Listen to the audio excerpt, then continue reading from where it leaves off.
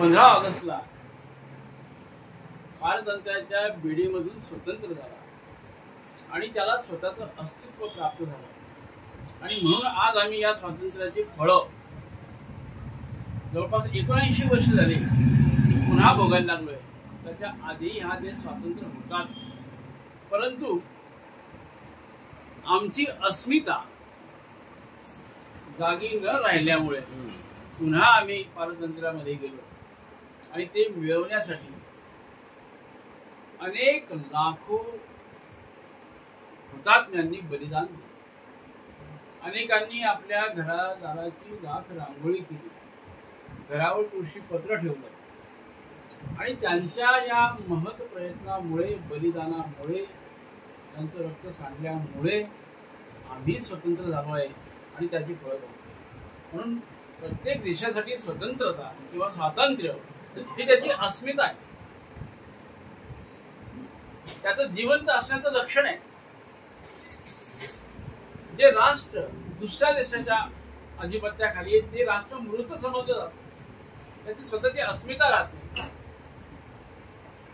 म्हणून स्वातंत्र्य मिळवण्यासाठी ज्या ज्या महानुभावांनी, ज्या ज्या योग्यांनी, तपस्व्यांनी, देशप्रेमी लोकांनी आपलं बलिदान दिलं, वेगवेगळ्या पद्धतीने समर्पण केलं, आणि म्हणून हा आलेला दिवस आहे. हा दिवस केवळ शाळा कॉलेजमध्ये साजरा केला जावा असं अपेक्षित नाही, कारण हा दिवस प्रत्येकाच्या स्वातंत्र्याचा दिवस आहे, प्रत्येक नागरिकासाठी स्वातंत्र्य आहे. आणि हे जाणून आमच्या प्रधानमंत्र्यांनी घर घर तिरंगा हे अभियान राबवलं. हा तिरंगा प्रत्येक घरावर फडकवला जावा, प्रत्येकाला त्याचा अभिमान असावा, त्याची अस्मिता असावी की मी स्वातंत्र्य आणि माझं स्वातंत्र्य हे टिकण्यासाठी मी आता प्रयत्न केले पाहिजे, मी जागा राहायला पाहिजे, माझी अस्मिता जागृत राहिली पाहिजे. आणि मी जागा असेल तर पुन्हा कोणी आमच्या देशाकडे वाईट नजरेनं बघणार नाही. या भूमिकेतून हा स्वातंत्र्य दिवस घराघरातून प्रत्येक व्यक्तीने साजरा करावा. या भूमिकेतून हा घर घर तिरंगा हे अभियान प्रधानमंत्र्यांनी राबवलं आणि एक नवस्फुल्लिंग चेतवण्याचं कार्य या देशामध्ये पुन्हा झाले. या दिवसाचं तिसरं महत्व असं आहे की हा दिवस म्हणजे सगळ्यात महत्वाचं म्हणजे आज ज्ञानेश्वर महाराजांची सप्तशतकोत्तर सुवर्ण जयंती वर्ष असेल. त्यांची जयंती आहे, 750 वर्ष झाले माऊलींना जन्म घेऊन. आणि आजचा जो दिवस आहे हा अष्टमी, शुक्राष्टमी तिथीप्रमाणे आणि तारखेप्रमाणे 15 ऑगस्ट हा माऊलीचा जन्मदिवस आहे. आणि या माऊलीने जगासाठी एवढं महान कार्य केलंय, त्या कार्याची प्रचिती आपल्याला त्या ज्ञानेश्वरीच्या शेवटच्या 9 ज्या ओव्या आहेत, ज्याला पसायदान असं म्हटलेलं आहे, त्याच्यामधून येतं. आणि काल पूर्ण भारतभर प्रत्येक शाळेमधून, घरामधून पसायदान म्हणावं असं अपेक्षित होतं. आता विश्वात्मक इथे कुठलाही धर्म आलेला नाहीये, कुठली जात आलेली नाही, कुठला पंथ आलेला नाहीये, कुठला देश आलेला नाहीये. सर्वांसाठी सुखाची कल्पना करणारा एकमेव संत जगातला, आणि तो म्हणजे संत ज्ञानेश्वर. म्हणून त्याला विश्व माऊली असं म्हटलेलं आहे. जगाची माऊली ती, विश्वाची माऊली. त्याने नुसतं प्राणी मनुष्यासाठी हे कल्याण अपेक्षित केलेलं नाहीये, त्यांनी प्राणी मात्राला सुद्धा म्हटलेलं आहे, झाडांना सुद्धा जो जे वांछील तो ते लावो, सकळ प्राणी जात. मनुष्य आले त्याच्यामध्ये, प्राणी आले, खळ निंदकही आले. एवढी मोठी भरारी घेणारे संत, एवढं मोठं जगासाठी अद्भुत कार्य करणारे 16 वयाचा एक बालक ज्ञानेश्वरी लिहितो आणि 21व्या वर्षी पुन्हा संजीवन समाधी घेतो. संजीवन समाधी आपल्याला माहिती आहे, संजीवन समाधी आणि समाधीमध्ये फरक आहे.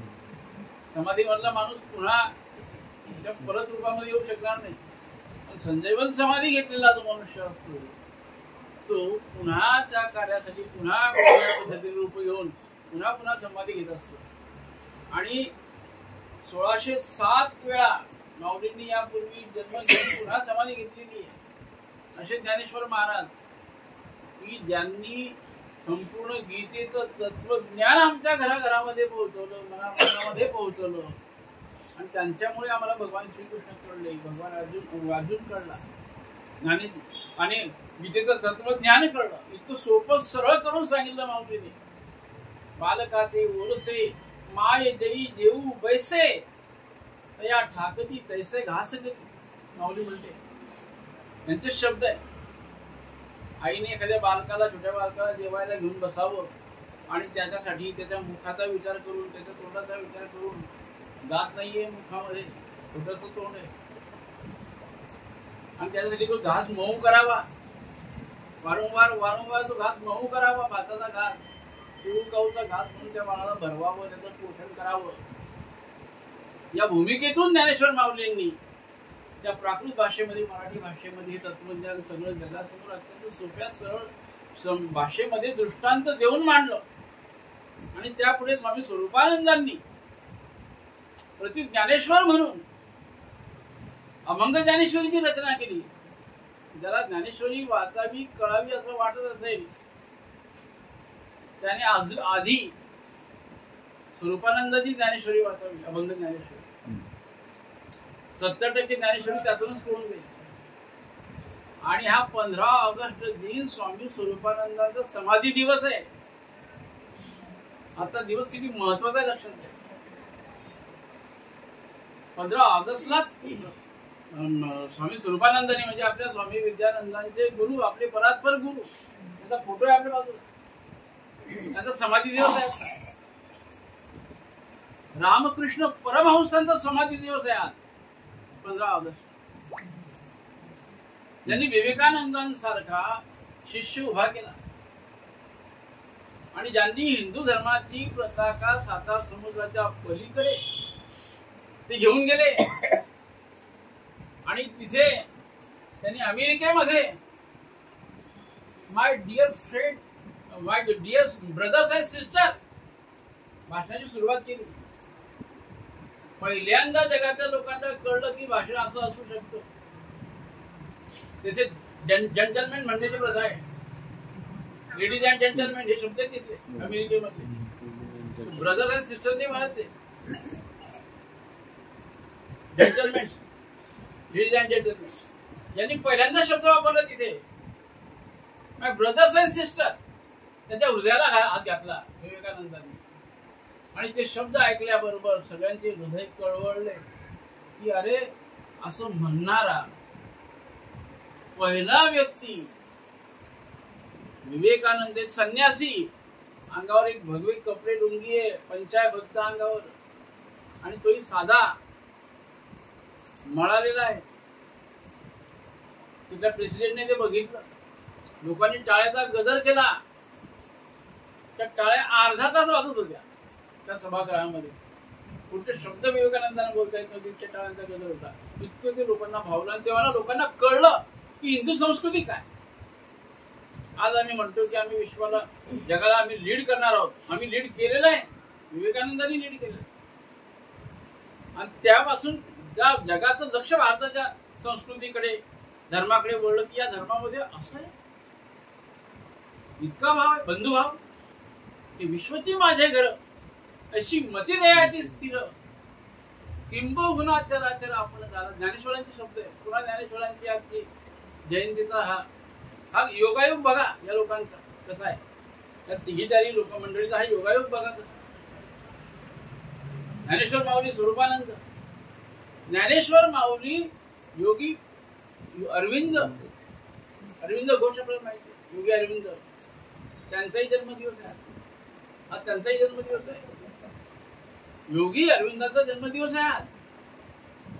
आणि 15 ऑगस्ट ही मंडळी कशी बरोबर आली, कारण या स्वातंत्र्य चळवळीमध्ये या लोकांचं सुद्धा योगदान आहे. योगी अरविंदांचं फार मोठं योगदान आहे स्वातंत्र्य चळवळीमध्ये. तो फार मोठे देशभक्त आहे, राजनीतिज्ञ आहे, टिळकांचे समकक्ष आहे, ते महादेव गोविंद रानडेंचे समकक्ष आहे. त्यांनी फार मोठी चळवळीत भाग घेतला. स्वतःच्या ICS परीक्षेमध्ये इंग्लंडमध्ये त्याच्या वडिलांनी शिकायला पाठवलं आणि ती परीक्षा जर पास झाली असते तर त्यांना ICS म्हणून, जशी आपल्याकडे IS म्हणून जी आजची डिग्री आहे तिची ICS नावाची डिग्री आहे, फार मोठ्या पदावर ते गेले असते. त्यांनी स्वतःहून त्या परीक्षेमध्ये ते नापास झाले. शेवटची परीक्षा होती घोडेसवारी, घोड्यावर टाप मारून रपेट मारणे. त्या परीक्षेत स्वतःहून घोड्यावरून खाली पडले. योगी अरविंद सांगितलं की नाही, मला इंग्रजांची गुलामी करायची नाही, नोकरी करायची नाही, माझा देश पारतंत्र्यामध्ये तिथे पडलेला आहे, लोकांना काही मिळत नाहीये आणि मी इथे काय नोकरी करू, मला त्यांच्या सेवेसाठी जायचं आहे. वडिलांची आज्ञा झुगारून नापास झाले. सयाजीराव गायकवाड बडोद्याची यांच्याशी त्यांचा संपर्क झाला. त्यांनी सांगितलं तुम्ही बडोद्याला या, माझ्या संस्थेमध्ये काम करा, मी तुम्हाला एक्सपोजर भेटेल आणि तुम्ही चळवळीमध्ये भाग घेऊ शकाल.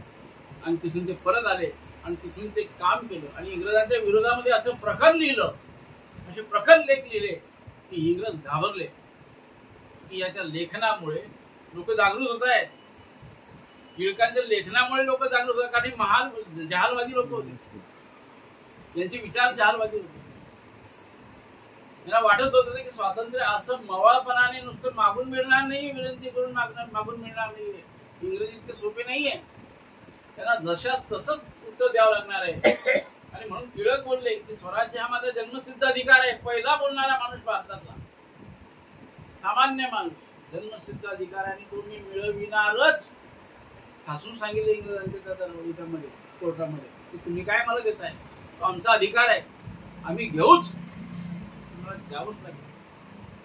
आणि इंग्रज घाबरले. या सगळ्यांच्या या स्वातंत्र्य चळवळीतल्या योगदानामुळे इंग्रज घाबरले. त्यांनी वाटले की आता आपलं इथे राहणं सोपं नाही.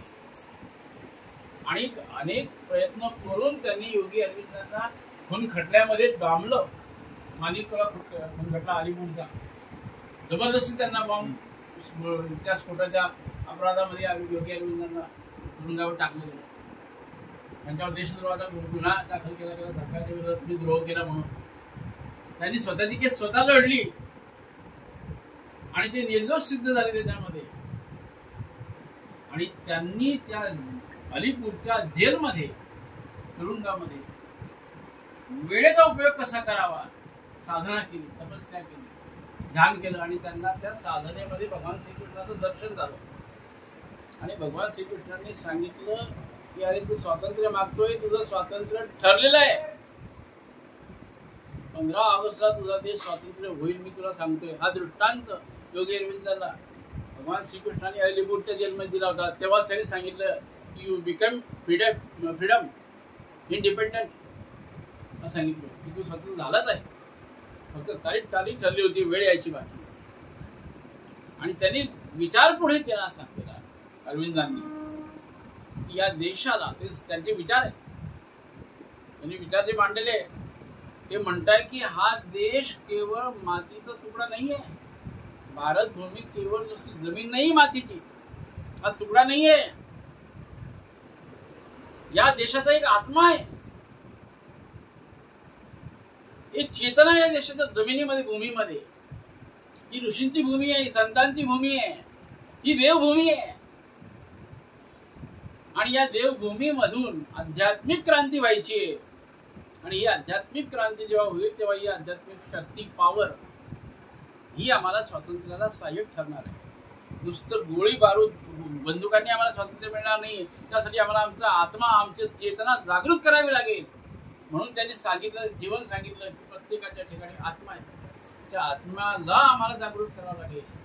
आमचं अस्तित्व, आमची अस्मिता जागृत करावी लागेल. आणि त्यासाठी आम्हाला साधना करावी लागेल, ऋषी मुनीच्या पावलावर पाऊल ठेवावं लागेल. आणि असं आम्ही केलं तर आम्हाला सगळ्यांना आतून आत्मिक बळ मिळेल. आणि हे बळ मिळालं तर आमचं जीवन, जे सामान्य जीवन आम्ही जगतोय, ते जीवन आमचं दिव्य जीवनामध्ये परावर्तित होईल. आपल्या आश्रमाला स्वामीजीने नाव दिले दिव्य जीवन वाटिकाश्रम. कधी विचार करा की हे नाव स्वामीजींनी का दिलंय? हे नाव योगी अरविंदांच्या त्या संदेशावरून दिले गेलंय. त्या आश्रमामध्ये आम्हाला त्या दिव्य जीवनाची अनुभूती घ्यायची. आमचं सामान्य जीवन सगळं जगताय, गरिबी जगतोय, मध्यमवर्गीय जगतो, श्रीमंतही जगतोय, सगळे जगताय. ते सामान्य जीवन आहे.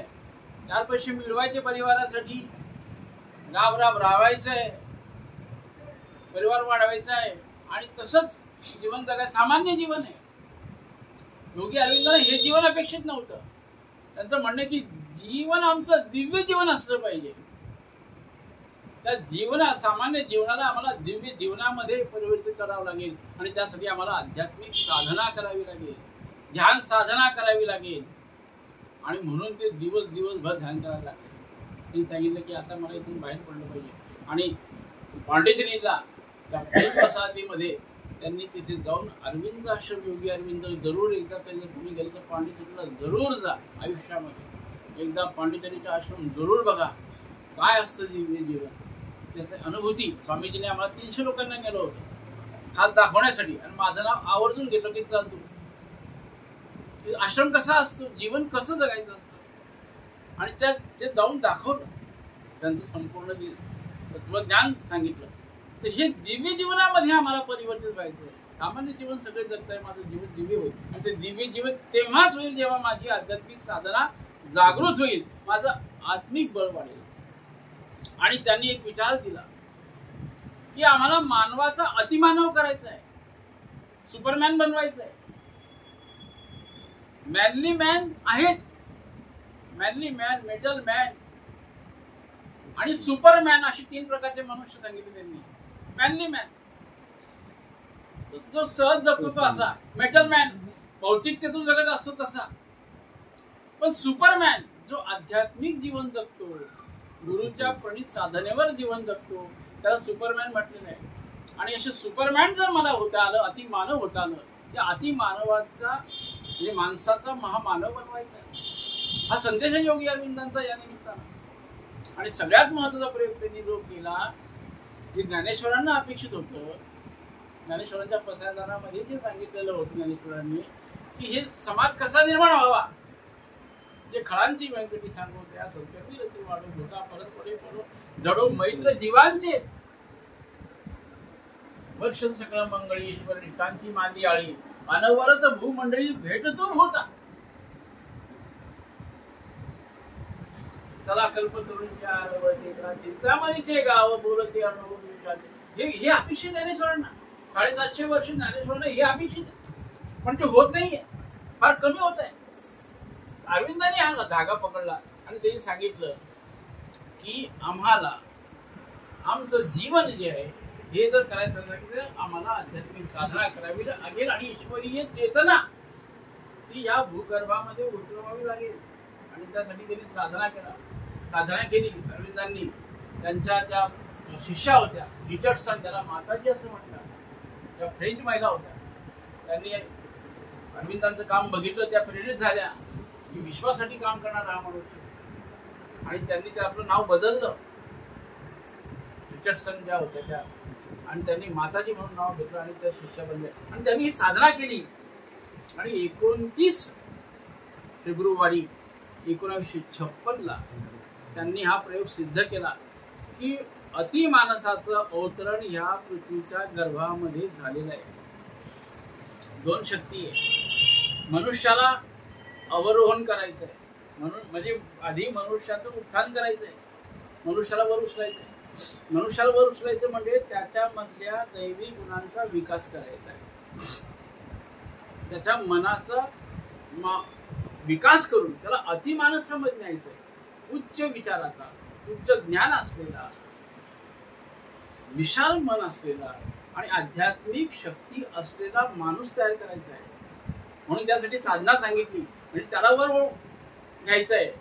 आणि जी सुपर पॉवर जी वरती बसलेली कॉस्मिक पॉवर ईश्वराची, त्या ईश्वरीय पॉवरला खाली आणायचं आहे. हा प्रयोग आहे योगी अरविंदांचा. याला खालून अवरोहण म्हटलेलं आहे की वर जायचं आहे आणि त्या शक्तीचं अवतरण करायचं आहे, तिला खाली यायला मजबूर करायचंय, तिला बोलवायचं. अशी व्यवस्था तयार करायची या मानवांची, अशी मांदियाळी तयार करायची आम्हाला की ईश्वराला इथे पुन्हा जन्म घेण्याची इच्छा निर्माण झाली पाहिजे. भगवान श्रीकृष्णाचं पुन्हा अवतरण करायचं आहे. ती कल्पना योगी अरविंदांनी मांडली आणि ती कल्पना सत्यात आणली. म्हणून आपण 29 फेब्रुवारी हा दिवस अतिमानस दिवस म्हणून साजरा करतो. आपल्या आश्रमामध्ये करण्याची प्रथा आहे, आपल्या सत्संगामध्ये पण आपण तो करतो. अतिमानस म्हणजे अशा प्रकारचं सुंदर अशा प्रकारचं जीवन आणि विकसित असलेला परिपूर्ण मनुष्य आध्यात्मिक दृष्टीने आत्मिक दृष्टीने त्याचा आत्मा उन्नत झालाय, अशा प्रकारचे लोक निर्माण करून दिव्य जीवन सगळ्यांनी इथेच भोगावं. स्वर्ग हा काही तिथे नाहीये. स्वर्ग आम्हाला या पृथ्वीचाच स्वर्ग करायचा आहे, या पृथ्वीचं स्वर्गीकरण करायचंय. स्वर्गात आम्ही काय बघितलं नाहीये. मेल्यानंतर काय होईल नेमकं आम्हालाही कळणार नाही. पण आम्हाला या जिवंतपणे या पृथ्वीचा स्वर्ग करता आला तर, आणि इथेच आम्हाला स्वर्गाची अनुभूती घेता आली तर, ही संकल्पना ही विचार मांडणारी ही मंडळी आहे. त्यांचाही समाधी दिवस आहे, काहींचा जन्मदिवस आहे.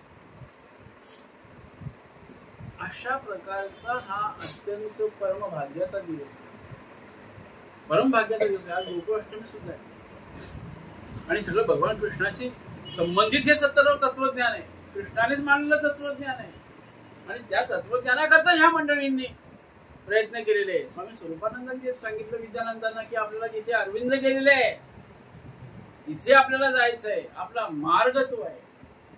ध्येय असावे सुदूर जे कधी न हाता यावे, परी त्या सवे चालू तर राहावे असं म्हटलं. आमचं ध्येय फार मोठं आहे. स्वामीजीने आमच्यासोबत फार मोठा मार्ग निघलेला आहे.